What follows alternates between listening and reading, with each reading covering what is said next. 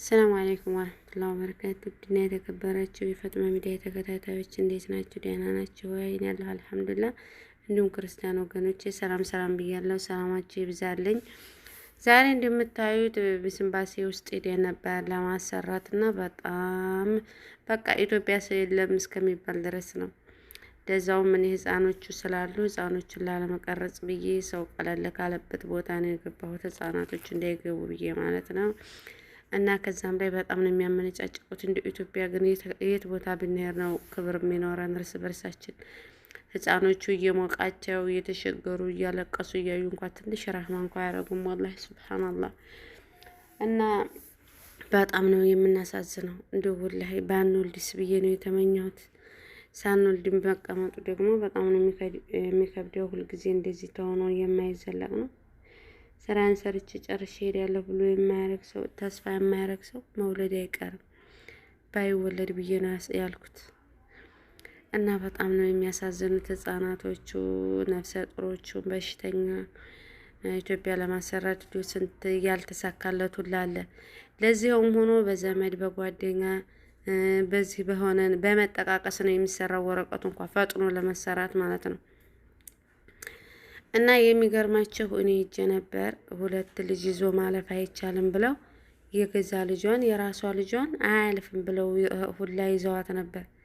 የሌሎቹን እያሰሩ ማለት ነው። 5 ልጅ 3 ልጅ እየሰራ ያየሁት የ2 ልጅ የራሷን ልጅ 2ቶቹን ይዘሽ ከጅም ብሎ አገዳት ማለት ነው።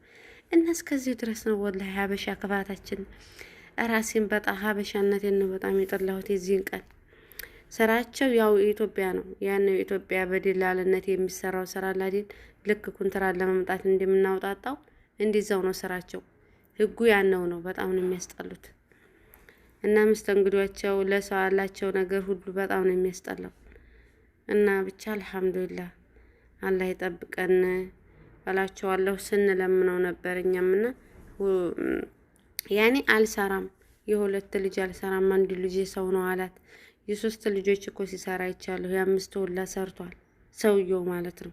መጀመሪያው ሰውዬ ሰርቶ ካሳለፈ ሌሎቹ የሚያግዱበት አጋጣሚ የለም። እሱ ያልሰራውን ደግሞ ሌሎቹ መስራት አይችሉም። ገብቷቸዋል አይደለ? ፈርም ያልሰጥም አላሳልፍሽም 2 ልጅ ይዘሽ አገቢ ማለት። ከዛ እሷ ስትነሳ ከኋላዋ ያለችውን ሰራላት። ይገርማቸዋል። በብር እየሰሩ ይሁን ቤተሰብ እየሆኑ ይሁን ጓደኛ እየሆኑ ይሁን አላውቅም ብቻ። እና ሀበሻ ሁልጊዜ የትም ብንሄድ የሚያስጠላ ነገር ነው የምናረገው። ለህፃን ክብር የለም፣ ለትልቅ ክብር የለም፣ እንዲሁ ለማንኛውም ሰው ክብር የለም። በቃ መስተንግዶው፣ ተርቲቡ፣ ሂዛሙ ሁሉ ነገር በጣም ነው የሚያስጠላው። ቁጥር ከወረቀቱ ላይ ቁጥር ከሰሩበት በቁጥሩ መሰረት መጣራት አለባቸው። ስሙንም ቢሆን ማለት ነው። 5 ቁጥር እያለ 12 መጥራት 12 እያለ 50 ቁጥር መጥራት አግባብ አይደለም። እነሱ እንደዛ ነው የፈለጉትን እየፈለፈሉ እያወጡ ነው የሚጠሩት። እና በጣም ነው የሚያስጠላው። ሀበሻ መሆናችንን ሁላ ነው የጠላ ነው እዚህ ቦታ ላይ ሄደን ማለት ነው። በስተመጨረሻ በእርግጥ አሰርተናል በብዙ ንትርክ ላይ ማለት ነው። ከብዙ ከተነታረክን በኋላ ተሰርቷል። ላኪን ግን በጣም ነው የሚያስጠላው ቆሞ እና አላህ በቃ ይበለን እና እኛም ለሀገራችን ያብቃን።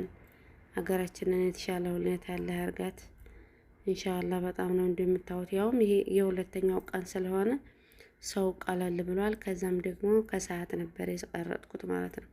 ህፃናቶቹ እንዳይገቡ የማያረገው ነገር የለም፣ ግን ይገባሉ እንዲሁ አልፎ አልፎ ሾለክ እያሉ። ምን እንደማረግ አላውቅም። ብቻ ልቆርጣቸውም ነበር መቆረጥ አልችልም። ይኸው እንደምታዩት እዚህ ከዋሽ ውስጥ ያሉት ናቸው፣ ግቢ ውስጥ ያሉት ናቸው። ወኪሉ ነው የመጣ ልጁን ልልክ ለወኪል ሰጥተው ልጆቻቸውን የሚጠብቁ ምናምን ናቸው። እንዲሁ እንደምታዩት ሀበሻ ብቻ ነው የሚያስተናግደው፣ ሀበሻ ብቻ ናቸው። ግን እንደው ማሻአላህ ሁሉም ይሄ ሁላ እየወለደ ያሳደጉ ሁላ አሉ እኮ የ7 አመት የ8 አመት ልጅ ሁላ ያላቸው አሉ። ማሻአላህ እያሳደጉ ማለት ነው።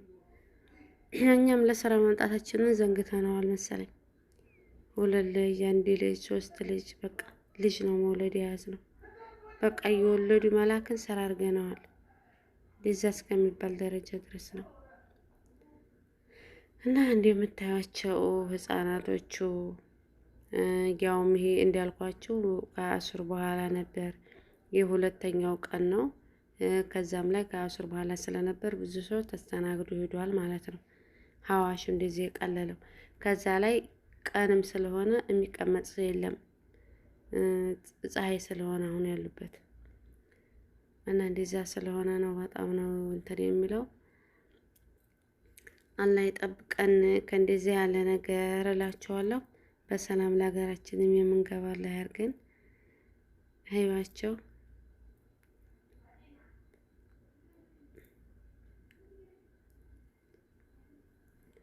እንደው ወላሂ ሱብሃንአላህ የመጀመሪያው ቀንማ ብታዩ በጣም በጣም በጣም በጣም ብዙ ነው ሰው፣ በጣም ብዙ ነው።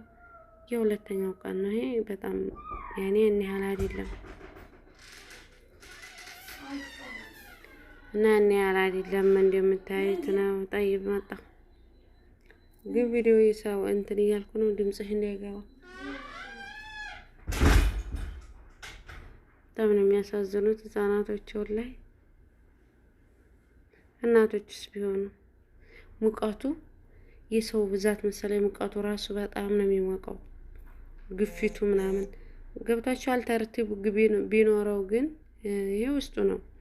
ተርቲብ ቢኖረው ማለት ነው፣ በስርዓት ቢጠራ፣ በህጉ መሰረት ቢሰራ ማለት ነው። እንደዚህ መጋፋት ህፃናቶች ምናምን የሚረብሽና የሚሸግር ሰው አይኖርም። በቁጥር አይጠሩም፣ ወላሂ በቁጥር አይጠሩም። ድብልቅልቅ ነው የሚያደርጉት። ራሱ ስሙ እየተጠራ ከታች ያደርጉታል። አይተው የፈለጉትን ስም ነው የሚጠሩት። ስማ ወረቀት አንቀበልም ብለው የግማሹን ሰው ሲቀበሉ እናያለን። አላሁ አለም ብቻ እኔ ሲመስለኝ ያነው ኢትዮጵያዊ ጉቦ ስራ አለ ብዬ ነው የማስበው። እኔ እንጃ በጣም ነው የሚገርመው።